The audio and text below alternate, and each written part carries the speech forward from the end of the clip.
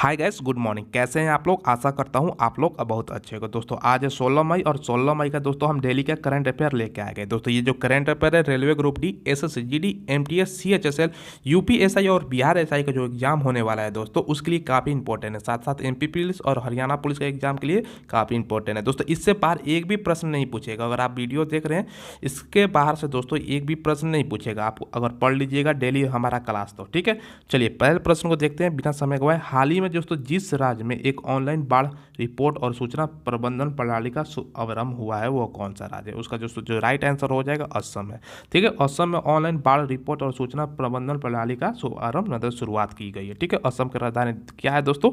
असम की राजधानी आप कमेंट में बताइए। ठीक है, बिहार की राजधानी दोस्तों क्या है? पटना है। गुजरात का गांधीनगर। केरल की राजधानी दोस्तों तिरुवनंतपुरम है। ठीक है, चलिए दोस्तों आगे देखते हैं दूसरे प्रश्न को। वह राज्य सरकार जिसने लॉकडाउन में फंसे गरीबी रेखा के नीचे यानी कि दोस्तों बीपीएल रहने वाले परिवारों की मदद के लिए दोस्तों 5-5 हजार रुपये की आर्थिक सहायता देने का फैसला किया है। ऑप्शन है दोस्तों राजस्थान, हरियाणा, बिहार या गुजरात। दोस्तों जिसका जो राइट आंसर हो जाएगा ऑप्शन भी हरियाणा हो जाएगा। ठीक है, देखिए प्रश्न को घुमा के भी पूछ देता है। देखिए पूछेगा दोस्तों क्या, हरियाणा ने लॉकडाउन में फंसे गरीबी रेखा के नीचे यानी बीपीएल परिवारों को कितना रुपए का आर्थिक मदद देने की घोषणा किया है? तो 5-5 हजार। देखिए हरियाणा पुलिस का दोस्तों एग्जाम होने वाला है उसके लिए काफ़ी महत्वपूर्ण प्रश्न है। ठीक है, अब बताइए दोस्तों हरियाणा का मुख्यमंत्री आपको पता है कि मनोहर लाल खट्टर है। कौन है? मनोहर लाल खट्टर। ठीक है, और राजधानी दोस्तों क्या है? चंडीगढ़ है। ठीक है, चलिए बढ़ते हैं अगले प्रश्न को। देखिए रेटिंग एजेंसी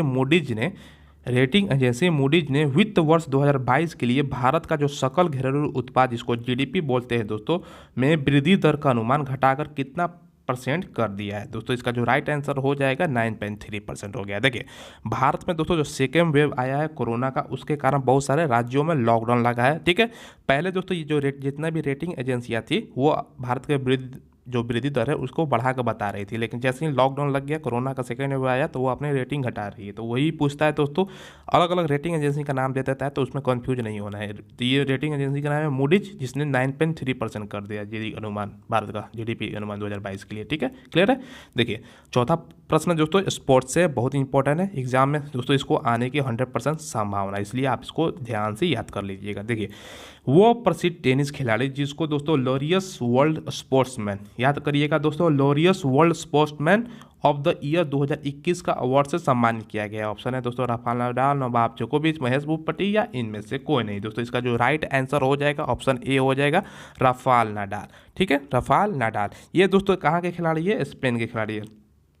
ठीक है, स्पेन के खिलाड़ी है दोस्तों। कभी कभी पूछ देता है कि राफेल नाडाल किस देश के खिलाड़ी है? तो स्पेन के। अब दोस्तों नोवाक जोकोविच ये कहाँ के खिलाड़ी है? ये सर्बिया के खिलाड़ी है, ध्यान रखिएगा सर्बिया के खिलाड़ी है। महेश भूपति तो आपको पता होगा भारत के अपने देश के खिलाड़ी है। ठीक है, चलिए अगला प्रश्न है दोस्तों कोरोना वायरस संक्रमण के प्रसार की रोकथाम के लिए दोस्तों जिस राज्य सरकार ने 10 मई से सार्वजनिक परिवहन निलंबित करने की घोषणा की है, यानी जितना भी बस गाड़ियाँ चलेगी दोस्तों 10 मई से नहीं चलेगी वो निलंबित कर दी गई है। किस राज्य सरकार ने ये घोषणा किया? ठीक है, देखिए आपका दोस्तों जो राइट आंसर इसका हो जाएगा हिमाचल प्रदेश। ठीक है, हिमाचल प्रदेश। ठीक है, हिमाचल प्रदेश में दोस्तों 10 मई से सार्वजनिक गाड़ी वगैरह नहीं चलेगा। ठीक है, हिमाचल प्रदेश का दोस्तों राजधानी क्या है? शिमला है। बिहार का पटना है। उड़ीसा का दोस्तों भुवनेश्वर है। आंध्र प्रदेश का दोस्तों आप कमेंट में बताइए। ठीक है, कमेंट में जरूर जवाब दे दीजिए दोस्तों। ठीक है, चलिए आगे बढ़ते हैं। जिस राज्य सरकार ने हाल ही में ग्लाइफोसेट पर पूर्ण प्रतिबंध लगा दिया है दोस्तों वो कौन सा राज्य सरकार है? दोस्तों ये है तेलंगाना। ठीक है, पश्चिम बंगाल का राजधानी दोस्तों आपको पता होगा कोलकाता, गोवा का पणजी, राजस्थान का दोस्तों जयपुर और तेलंगाना का दोस्तों आपको पता है कि 10 साल के लिए हैदराबाद बनाया गया है। उसके बाद दोस्तों 10 साल बाद कौन सा राजधानी होगा वो कमेंट में आप जरूर बताइए दोस्तों। ठीक है, चलिए नहीं पता तो कमेंट में पूछ लीजिए दोस्तों, नहीं तो कॉपी किताब से देख लीजिए। हाल ही में दोस्तों जिस राज्य सरकार ने साहित्य के लिए प्रदान किए जाने वाले मनोज दास अंतर्राष्ट्रीय साहित्य पुरस्कार की शुरुआत करने की घोषणा की है वो कौन सा राज्य सरकार है?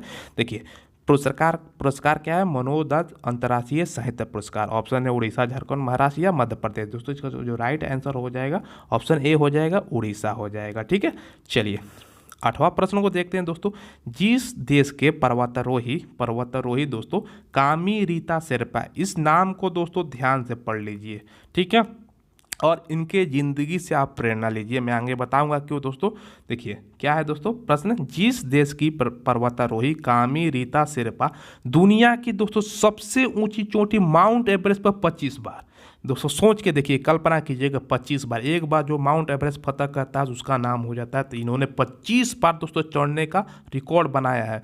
दुनिया का प्रथम पर्वतारोही बने हैं दोस्तों। पर ठीक है, उनका संबंध किस देश से है? नेपाल, चीन, भारत या रूस? दोस्तों नाम में ही इसका आंसर छिपा हुआ है, रीता शेरपा, कामी रीता शेरपा थी ये दोस्तों, नेपाल की ये दोस्तों इनका फोटो देखिए माउंट एवरेस्ट फतह 25 बार दोस्तों। समझिए इनकी ज़िंदगी में कितना दोस्तों मतलब अचीवमेंट ये इन्होंने प्राप्त किया है। ठीक है, चलिए आगे बढ़ते हैं दोस्तों। इंपॉर्टेंट प्रश्न है, इसको आप याद कर लीजिए, एग्जाम में 1 नंबर आपका पक्का। ठीक है, रेलवे ग्रुप डी के एग्जाम हो चाहे MTS के एग्जाम होने वाला हो। ठीक है, और NTPC का जो 7th फेज बचा है। ठीक है, देखिए दोस्तों अगला प्रश्न है, हिंदुस्तानी व पाश्चात्य संगीत पर अच्छी पकड़ रखने वाले प्रसिद्ध संगीतकार वनराज भाटिया का 93 वर्ष की उम्र में निधन हो गया।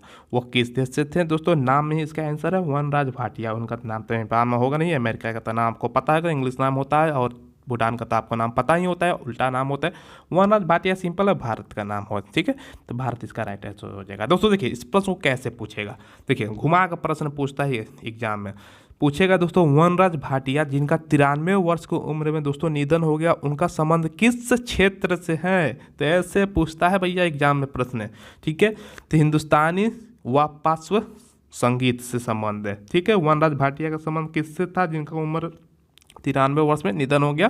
तो हिंदुस्तानी व पार्श्विक संगीत से। ऐसे प्रश्न पूछेगा एग्जाम में। ठीक है, तो उसके लिए आपको पहले से ही तैयार रहना है। ठीक है, चलिए दोस्तों, निम्न में से किस मीडिया ग्रुप की चेयरमैन इंदु जैन का हाल ही में निधन हो गया? दोस्तों ठीक है, ऑप्शन है Navbharat time, Hindustan time, times of India या पंजाब के से। देखिए इंदु जैन दोस्तों, यहाँ पर आप फोटो देखिए इनका। ठीक है, ये टाइम्स ऑफ इंडिया की दोस्तों मीडिया ग्रुप की चेयरमैन थी। ठीक है, कोरोना के कारण निधन हो गया हाल ही में। दोस्तों आपको पता होगा कि रोहित सरदाना आज तक के मशहूर पत्रकार, जिनका भी कोरोना से दुखद निधन हो गया दोस्तों। तब कोरोना देखिए दोस्तों बहुत बड़े बड़े हस्तियों को नहीं छोड़ रहा है, नेता से लेकर दोस्तों जो बड़े बड़े सेलिब्रिटी है उनका भी निधन हो रहा है। इसलिए दोस्तों आप मास्क हमेशा पहनिए। ठीक है, इसलिए मास्क पहनिए, सोशल डिस्टेंसिंग का पालन कीजिए, साबुन और सैनिटाइजर से रेगुलर दोस्तों हाथ धोते रहिए। ठीक है, चलिए, और वैक्सीन जरूर लगवाइए दोस्तों। आपका अगर एज दोस्तों है, वैक्सीन अवेलेबल है तो जरूर लगवाइए। ठीक है, नेपाल की राष्ट्रपति विद्या भंडारी ने, देखिए नेपाल के राष्ट्रपति कौन है ये भी पूछ देगा, विद्या भंडारी है। KP शर्मा ओली को कौन सी बार प्रधानमंत्री नियुक्त किया है नेपाल के? ठीक है, इसका जो राइट आंसर हो जाएगा दूसरी बार। तो प्रधानमंत्री कौन है नेपाल की? KP शर्मा ओली।